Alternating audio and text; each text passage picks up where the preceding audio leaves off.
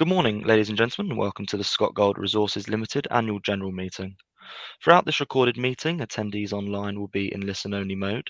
Questions are encouraged. They can be submitted at any time via the Q&A tab that's just situated on the right-hand corner of your screen. Please just simply type in your questions and press send.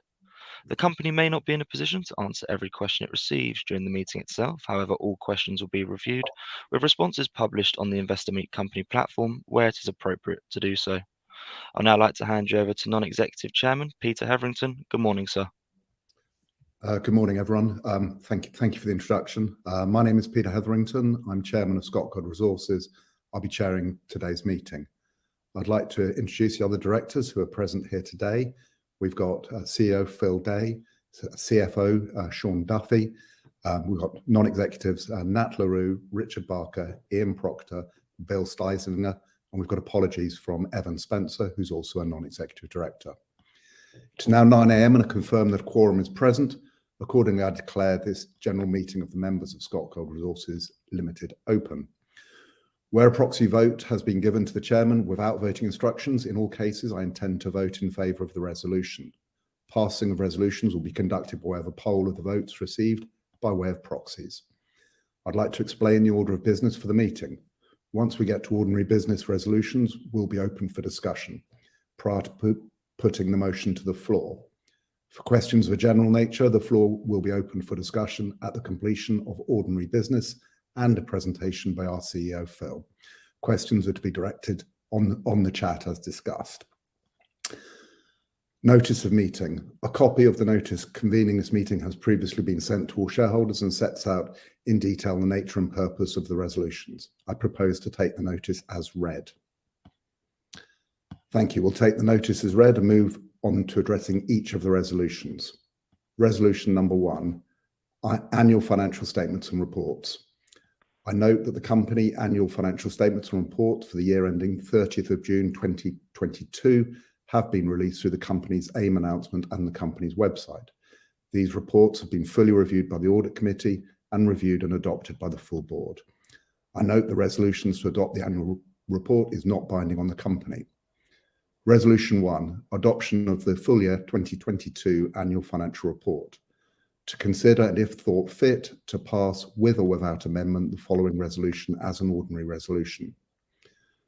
To receive and consider the annual financial report of the company for the financial year ending 30th of June 2022, together with the declaration of the directors report, the remuneration report, and the auditor report. Resolution 1 is an ordinary resolution. The chairperson intends to exercise all available proxies in favour of resolution 1, and you can see on your screen now the votes for, against, and abstentions for each of the resolutions we'll be looking at, so I will not be reading out all of the numbers. Are there any questions in relation to this resolution? Okay, based on a poll of the votes received, I intend to carry the resolution. Are there any shareholders who are against the resolution? Okay, I declare the resolution carried as an ordinary resolution on a poll of the votes received. Resolution number 2, election of director Sean Duffy. To consider and if thought fit to pass with or without amendment the following resolution as an ordinary resolution.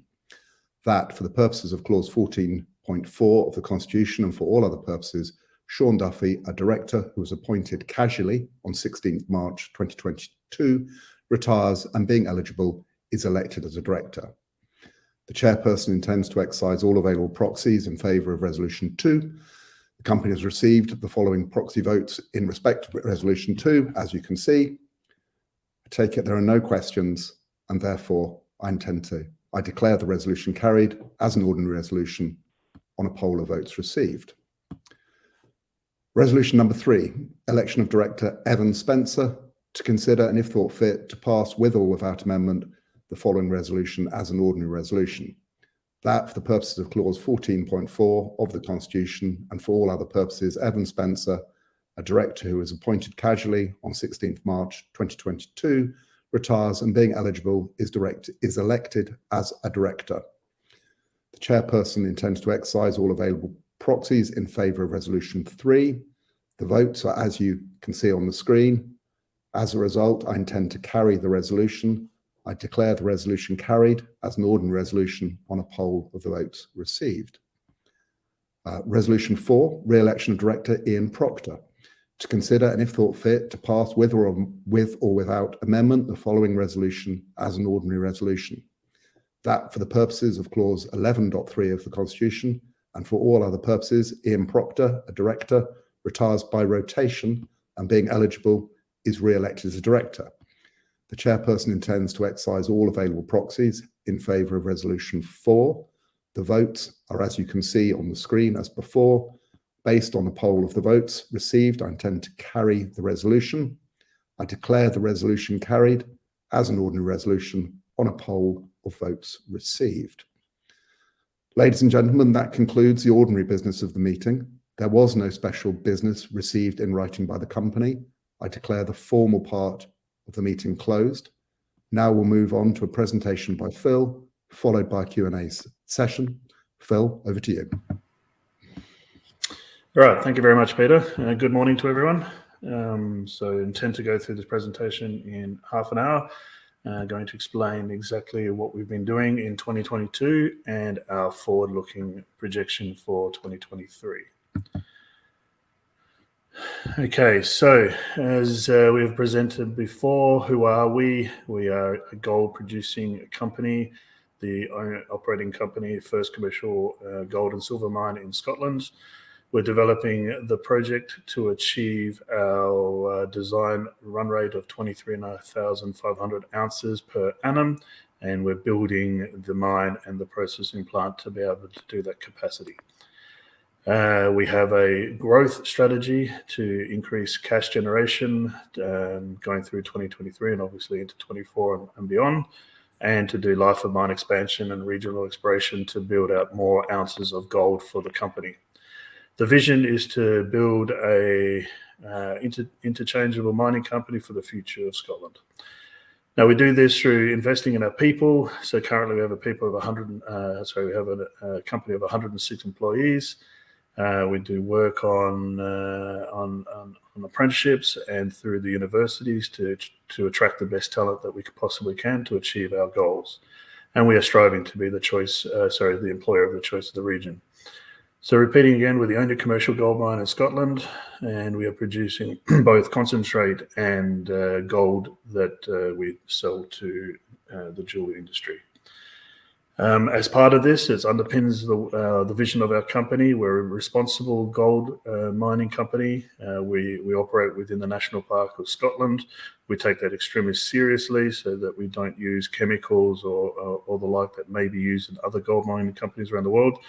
And we have implemented capital projects such as the tailings, dry stack tailings facility so that we don't have eyesores at the end of the life of the mine. So moving right along, again, talking about our vision, our strategy is to create enduring value. We do that through maximizing the Coninish mine that we are currently mining at the moment. Repeated word, sorry. We have a vision to grow as soon as the Coninish mine is up and stable at the run rate of 23,500 ounces per annum. And we do this through investment of people, and like I said before, we commit to sustainability. And this is all because we want to deliver long-term sustainable growth and returns for all stakeholders. Right, so 2022, I'm going to go through this as much detail as I can to explain to people so that we can understand at the end why it was done and how it's set up for 2023. So as we have mentioned in previous AGMs and webinars, the process plant and the underground mine are our two critical areas of our mine. The underground mine takes obviously the rock from the underground and then delivers it to the processing plant to produce into concentrate into gold doré. In the 2022 year, we've been, as we have mentioned before, focusing on getting as many critical spares as we possibly can, getting our maintenance practices to a fit for purpose level, which we've achieved. We've been debottlenecking the process plants, so all the commentary that we've been talking about in previous times, our process plant now has just not become our bottleneck. Everything is about the mine and the manner in which the mine can extract ore. So we've done things on the process plant by debottlenecking and installed the tailings thickener project, which we can bring on when we please. The underground mine has been our principal focus, principally in the back end of 2022. We've had to do a lot of power and ventilations upgrades. We've had to do a lot more development work, and we've also had to do some definition drilling in the underground to really understand the ore body so that we make sure that we get to the gold areas as quick as possible. Right, what does that mean? So on a graphical representation, this is what's been happening in the back end of the year. Why this is important is this shows that we are just going faster and faster in the underground to open up as many faces as we possibly can and to get to our stoping areas. Now, we'll talk about stoping before, but I'll have some pictures coming up. That is the key to an underground mine. We have not achieved that yet. We thought we would back in December. We had to make a decision not to because we knew that that would cause a problem for us through Q1 and Q2 of this year. But we have dedicated to do more tunneling, as you can see in the graph here, just going up and up and up to be able to get to that come Q2. So what does that mean, or how did we do that? So we noticed as we were developing along the 400 level, which is the base level, and getting up to the ramp to get up to new levels, we started to run out of power and ventilation. These were all predicted. So that's why we went and borrowed some money from Fern Wealth during the year, and that enabled us to unrestrict the mine. So we installed all of those capital projects, and as a result, when we got into Q1 of this year, now we have 3 development phases in front of us. And what that enables us to do is get straight to the stoping areas to enable us to get to increased tons and increased gold output. Okay, so December, let me talk about December. I've got some drawings here, which are obviously quite complex, but in essence, in 2022, we had a vision to mine this particular area here, which was our first stoping area. But as you can see, we had this old adit here that was getting in the way. It was restricting our capacity to be able to get onto the stoping areas, which are in this direction here. So we took the call to not actually do the stoping, but to go around the adit and continue on in that direction where that red line says, so that we can get to stoping faster. And as we do that, we will then come back and stope this area as well. So that was the decision, and that was the announcement that we made in December. Okay, so how are we performing? So through 2022, in the top chart where it says quarterly gold production, we did a lot of development through in Q1, which was on the 400 level. What that did is enabled us to get into Q2. And as people will remember, we had over 3,000 ounces within 1 quarter, pushing up to 4,000. That was because we got to the areas where the gold is on the vein and enabled us to exploit that. There was no difference in the run rate of the processing plant or the mine itself. It just, we got to the gold areas, and that's why that was produced. In Q3 and in Q4, we did more development work like we did in Q1, but we're setting that up so that when we get into 2023, as you can see in the bottom left-hand graph, is to be able to achieve that guidance. So 21, if you see there, to 22 to 23, we just got this gradual increase in gold production for the mine. And on the right-hand side, they are our sales. Okay, mine plan. Now, why this is important. So this underpins everything in a mining company. The mine plan tells you where you need to go, what you need to do, and how you need to do it. It is based on data that you have from the initial phases of a project. And as we have been mining now for almost 2 years, we are gathering more and more data that is telling us different things about our gold vein in the particular manner in which it dips and is structured. So we have had to change our mine plan, and I'll take you through why we've had to do that. It's a slight modification because our data is telling us that the gold is in particular areas, and we plan on exploiting that. Okay, so 2023 production plan, you're going to hear me talk about long hole stoping, and again, I'll take you through what that means. But we finalized the mine design late in 2023. We've had multiple attempts at it. It was very, very important to get right. It was very important to make sure we had the right ventilation and the right power. Our machine availability has been into the 80%, which is very fit for purpose. Our process plant has been in the 90% from availability. So from a machine point of view, everything is running exactly as it should. And the team are doing a wonderful job in order to make sure it stays like that. But the mine itself is the limiting factor. It is reasons for, like I said, the data is telling us slightly different things to what we thought originally, and we've had to adapt and move towards that. So this is what 2023 looks like. The blue line is the gold production over 2022. Obviously, as I said, in Q2, it was great because of the fact that we accessed some very nice high-grade areas. But in 2023, we did the work we needed to do in 2022 so that we can have this nice steady increase as we go from stoping areas to stoping areas. So point 1 is where we start to hit the first stoping area, and point 2 and 3 is where we have multiple stoping areas. Okay, so what is stoping? So stoping is a mining, what would you call it? A method of mining that is different to tunneling. So as you can see down the very bottom there, we call it ore driving. Ore driving is just a simple making tunnels and accessing areas inside the mine. As you can imagine, when you have a tunnel, you go in one direction, it is one face, so you turn over a face per day using machines to do drilling and do blasting and then do mucking. You are dictated in the tunneling to just go in one direction. We follow the vein as best, with all of our data, but the amount of ore that we can get is limited by the amount of those machines just turning over faces and mucking out.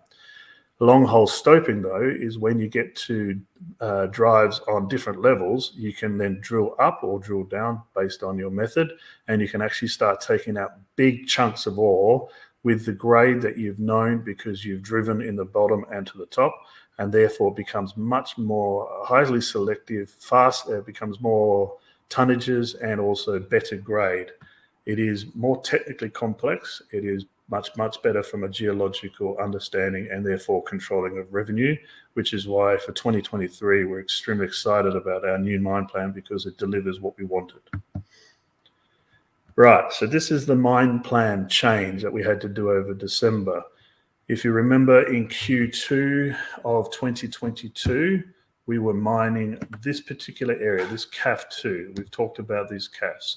And we also had a CAF 1 earlier on in 2022 as well. These CAF areas have proven and given us lots and lots of information about our ore body, and they are where really nice grades of gold exist. So our gold vein seems to exist like this in these big pod-like forms. So what we did is we changed the mine plan through the back end of 2022 to accommodate for this. And rather than put in a waste ramp as we had over here, which is coming back onto the vein where the grade is not as good, we moved it across to the left over here. And we are currently in this position right here and heading in this direction, as we can see here, so that we get to stoping on top of the CAF 2, where we know we had some really nice grades before. And then we'll be coming backwards, which is called retreat stoping, and get this particular stoping area at the same time as achieving up to the ramp to this level here and to this level here, so that we can have another multiple stoping area face as well here. Now, what that means is by midway through the year, we're going to have multiple stoping fronts. We're going to have multiple tunnels. So rather than just be dictated by this one tunnel here, as we have been for most of 21 and 22, and now this particular tunnel right here, we're now going to have an exponential amount of tons coming through and gold as we pick and choose. At the same time, we've made a change to not just do these development tunnels over here, 3 of them, but because we have an old existing mined area over here. We're going to connect up to it from here on our 430 East area to be able to accomplish our ventilation circuit 18 months earlier. Right, so what does that mean? So it means that for 2023, as you can see there in the graph, we'll have 2 more months, which is January, February, of development ore and grade to the process plant to convert into concentrate and doré. And then starting in Q3, you can see in the gold bars, we start to steadily increase throughout the year of stoping ore versus development ore. Again, why that's so exciting is because once we get to those areas, because of our data that we've collected and building of our grade control model, it enables us to become far more predictive and also get more tons out the door. So, and as I mentioned before, it also enables us to get our ventilation system under control far earlier. Right, so that's the 2023 plan. On top of that, throughout 2022, we have been doing work, which we talked about before, which is a very low frequency or VLF program to understand the structure of the gold vein that is next to the Coninish vein.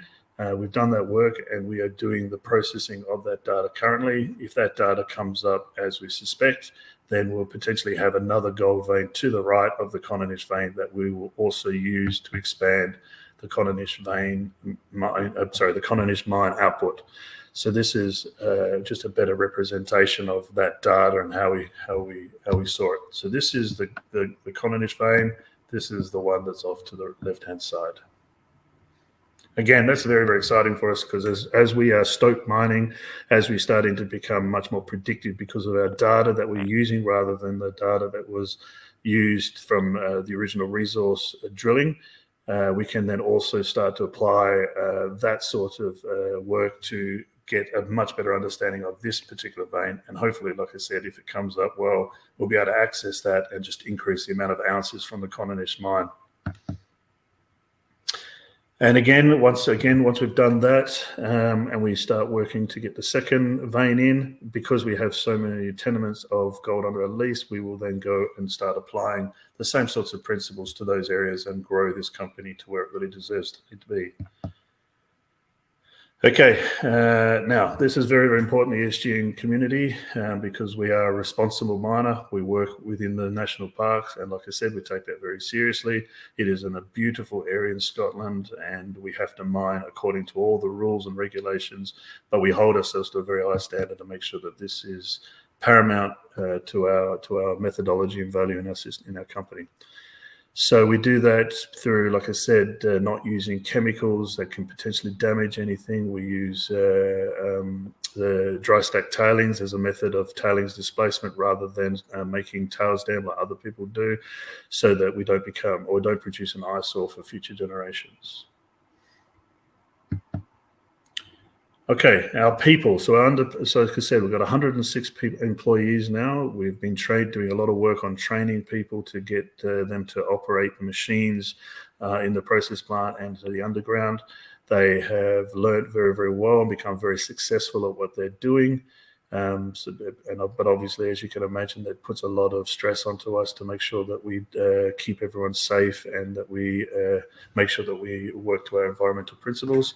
But we're using that to grow and get to the other gold veins as well, because these people now have become experts at what they do. And so that it will make anything that we do going forward much easier. Okay, community relationships. So we do as best as we can to be involved in the community. We do all sorts of volunteering work to litter programs and planting of trees. We work with apprenticeship schools and universities to, like I said, to either help train or to get the best talent that we possibly can as well. Okay, so driving value.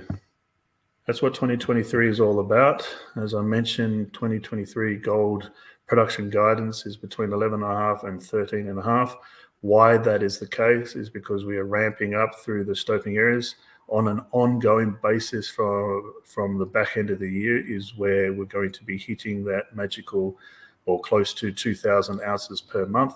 It has taken us time, like I said, to understand our ore body better, but as we successfully did through Q2, we accessed the CAFs. That gave us lots and lots of information in combination with the work that the Fern Wealth money came in to help us with. We use that to put drill rigs underground and poke holes everywhere in and around those areas to just get more and more data. We have that core laid out now, and we're going to be doing logging and using that to help build a far more detailed model. However, in the data that we have, it enables us to be cash generated through 2023, particularly after Q1 when we get into stoping.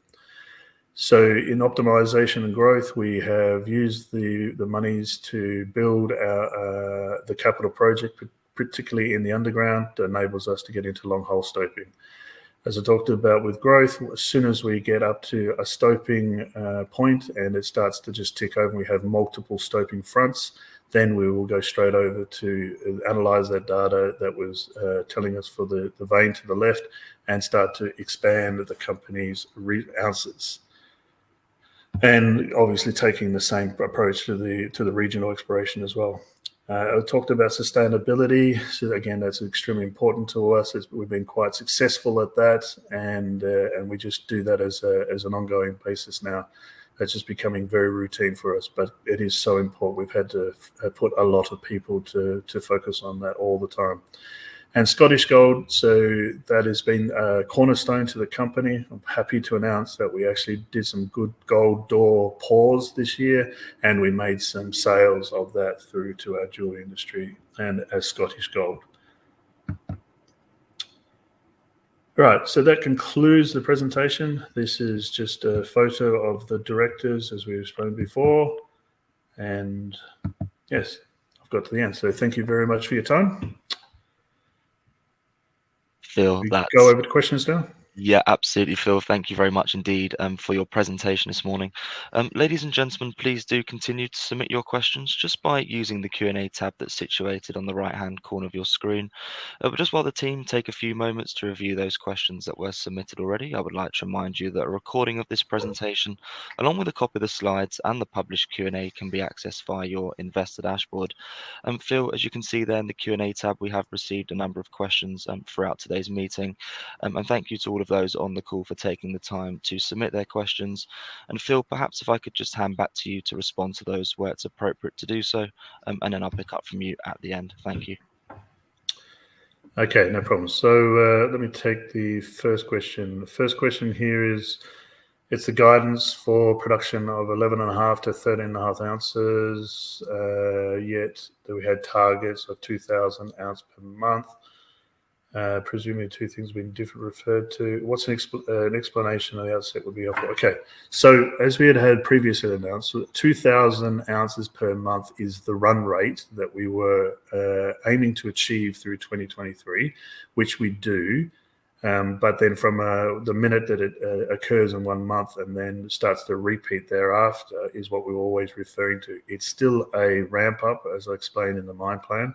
We still haven't got to those stoping areas, but we are aiming to get there. Our data tells us that we're with much higher levels of confidence where the gold is. So once we get to that, then we should fully expect to be in and around the 2,000 ounce mark from every single month from there on. So 2023 is still a ramp up year, but we should expect from back end of 23 into 24 that 2,000 ounces should be quite a routine target for us to hit. All right, next question. In your opinion, why has the stock market reacted negatively to the update? Well, obviously, we've explained what we've done through 2022. We've had to do a lot of work to change our mine plan. We know that. Our data has told us that we've had to modify. It has made it so that 2022 was back end principally was disappointing. But that doesn't mean that we didn't have the tons coming out the door. That doesn't mean we didn't have the process plant working the way it was meant to work. It doesn't mean that our fleet wasn't working to fit for purpose levels. It just meant that we had to make decisions to keep the sustainability of the company, particularly in stoping mining, to be better. Once you tell people that information, the stock market will react. But I hope that our investors will understand that we are aiming for the long-term sustainability of the company versus just having short-term gains. In mining, if you go for short-term gains over the long term, it can really, really hurt you. And I don't think it is a good idea in any way, shape or form.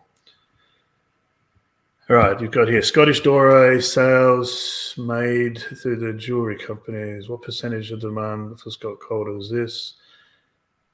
So we were able to get a couple. I think it was about 1 kilogram of gold out through December and into January. I'm not sure if they got into the demand for Christmas season, but we're definitely able to produce it. It seems to be getting better, but again, our information that we are using and we're relying on is more of the grade control model versus the old resource model, and that information is being collated over time, as you can imagine. And as we get more and more of that information, we will have a much better idea as to how much of our revenue will come from that versus come from concentrate. Okay, to the next question. What measures are envisaged required to ensure sustainability transition, project growth and profits? Well, that's we use a lot of risk-based processes.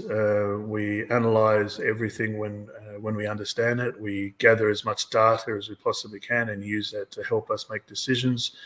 And we just do that all the time. So like I said, we've been successfully able to implement that to making all of our machines run at exactly what the design levels they're supposed to do. And through our data that we've been collecting in the mine, that has enabled us to understand where the gold is. So then it's just a matter of time, as the graphs of 2023 show, because everything does operate exactly what it was. We're not having any surprises. Everything's under control. And we've got the critical spares that we need. And we know exactly what elements we require to get the mine to be able to do continuous stoping. And that's just because, like I said, we get all the data, we analyze the risk, we put in mitigating factors and just make sure that nothing is a surprise for us. Okay. Maybe someone else want to take this question about investing in mining. Peter and Sean, do you want to maybe have a go at that one? Let's come back to it, Phil. I'm not sure I understand it well enough, unless you want to have a crack, Sean, do you?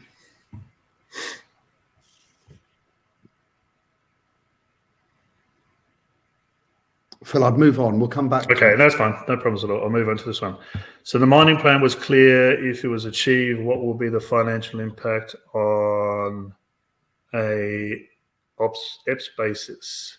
Again, Sean, I think that would be better for you.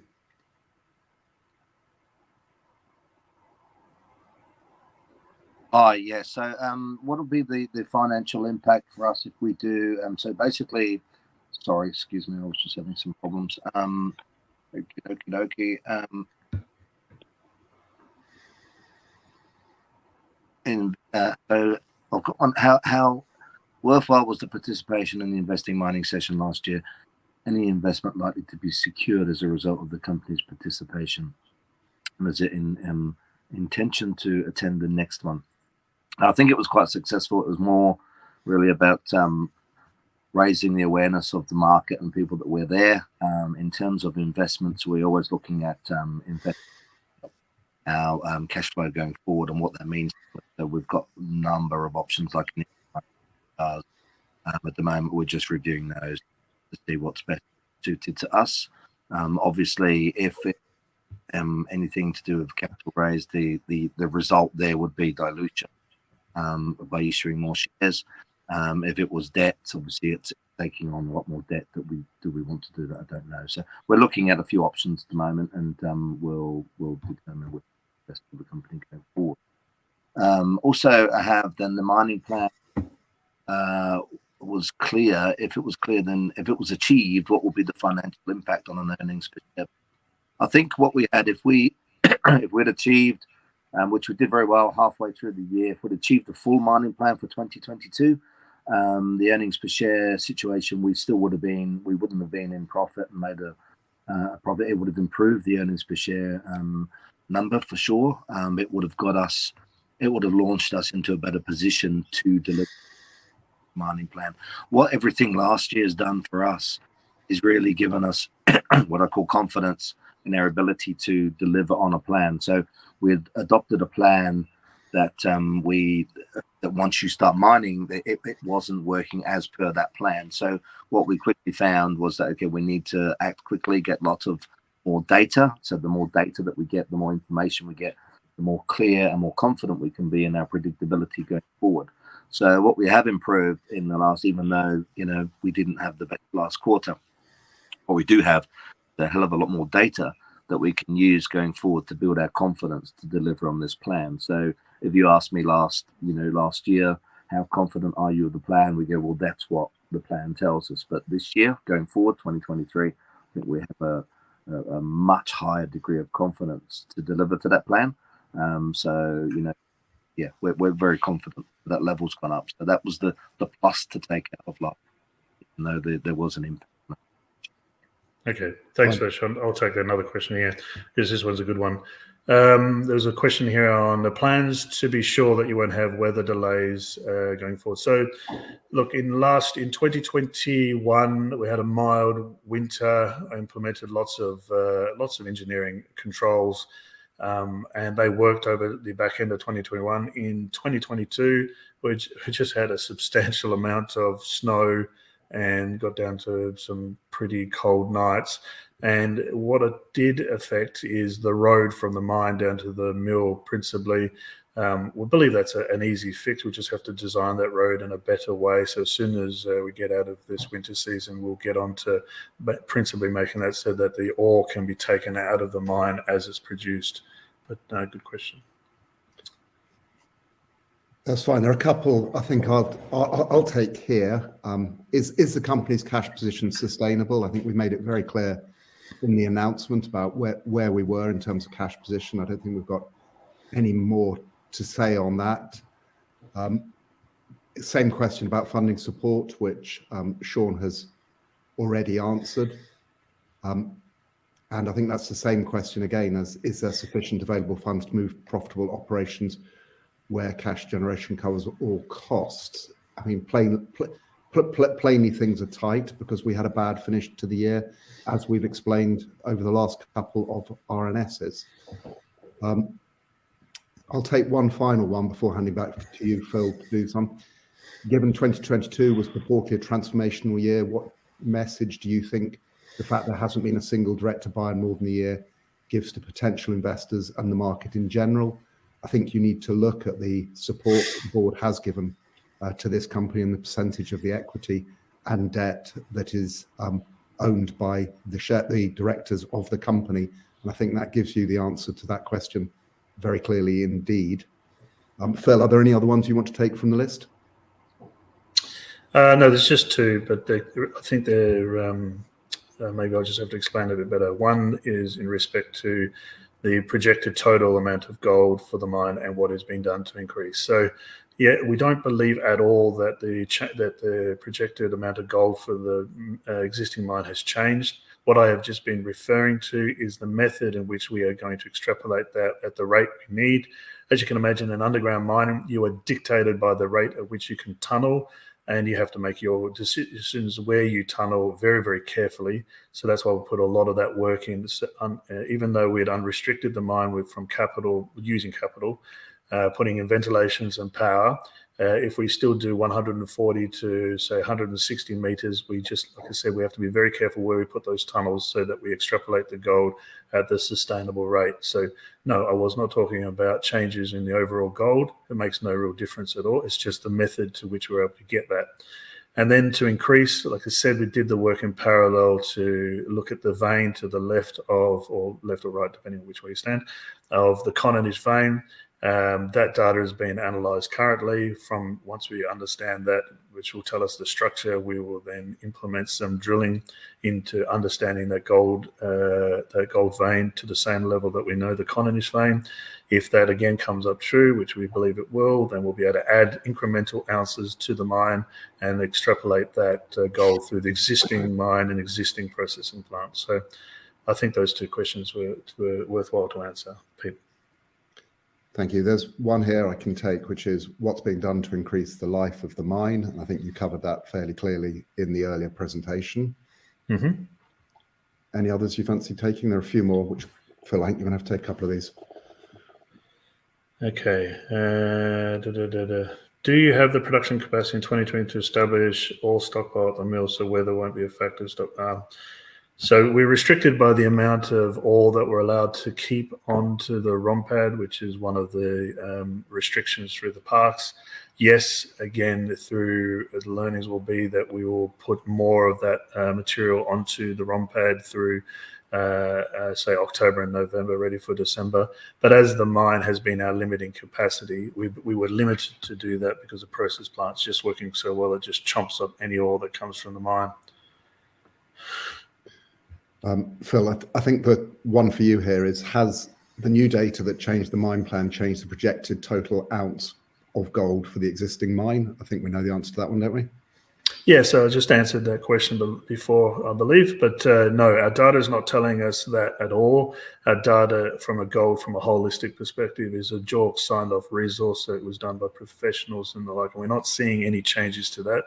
All I'm talking about, and I've been principally talking about since 21 all the way through to now, is just the rate at which we're able to extrapolate, because we are dictated by one or two faces as you're starting to develop out the mine.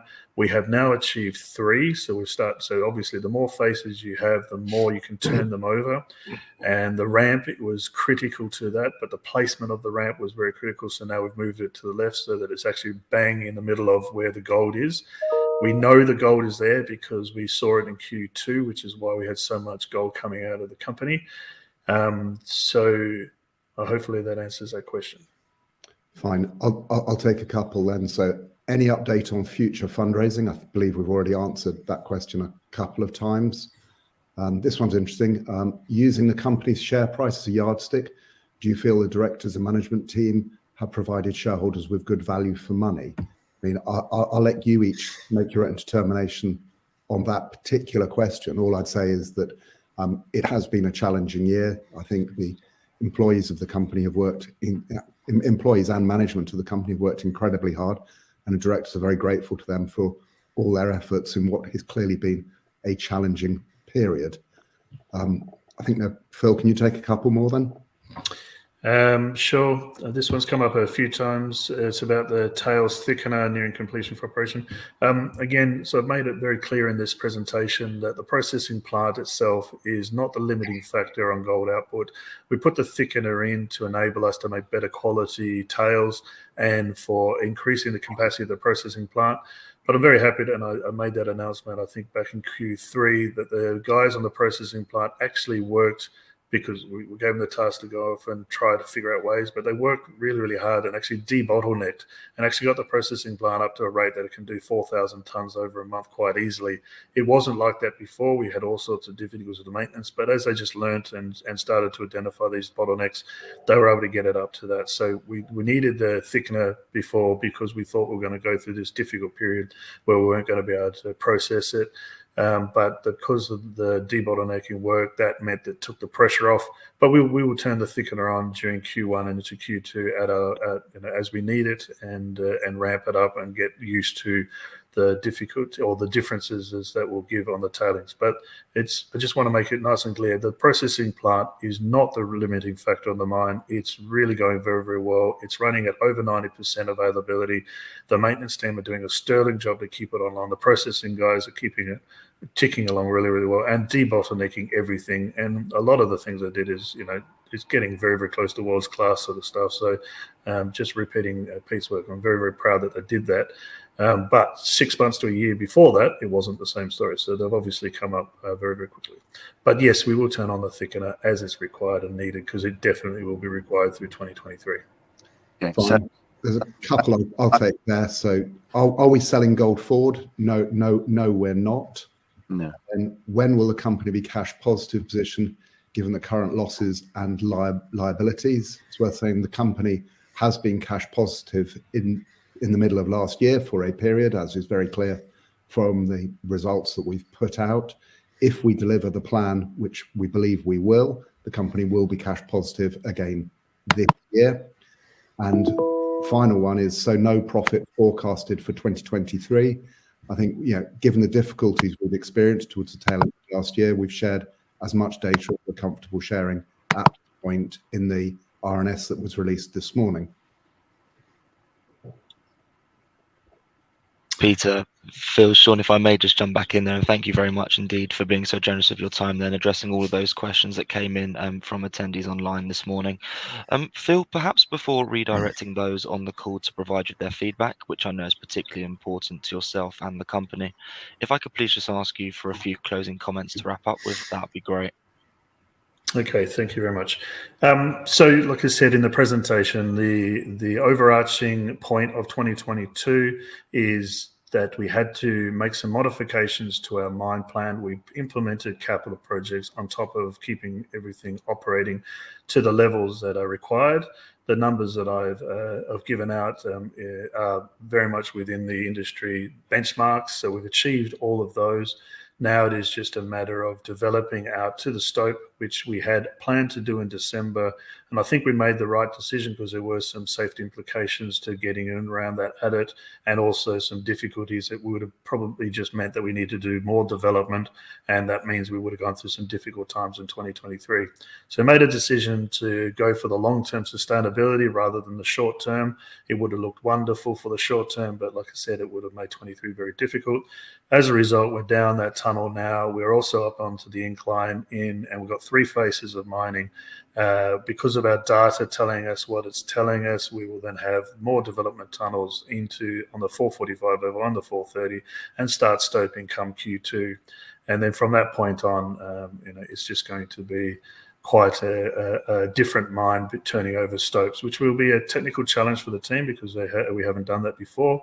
But every other challenge that we've had, we've been able to do. So that's the summation. Principally, we're letting the data do the talking, and the data is telling us what we need to change and adapt to. So we've made that, and that's what we're doing for 2023. So thank you very much for your time. Hopefully that was an explanation that was useful. But thank you all for your feedback, and thank you to the board for being so supportive of us during this time. It's a pleasure. Phil, that's great, and thank you very much indeed to the board for updating attendees online this morning. Could I please ask attendees online not to close this session, as you'll now be automatically redirected for the opportunity to provide your feedback in order that the board can better understand your views and expectations. It's going to take a few moments to complete, but I'm sure will be greatly valued by the company. On behalf of the board of Scotgold Resources Limited, we would like to thank you for attending today's annual general meeting. That now concludes today's session, so good morning to you all. Good morning.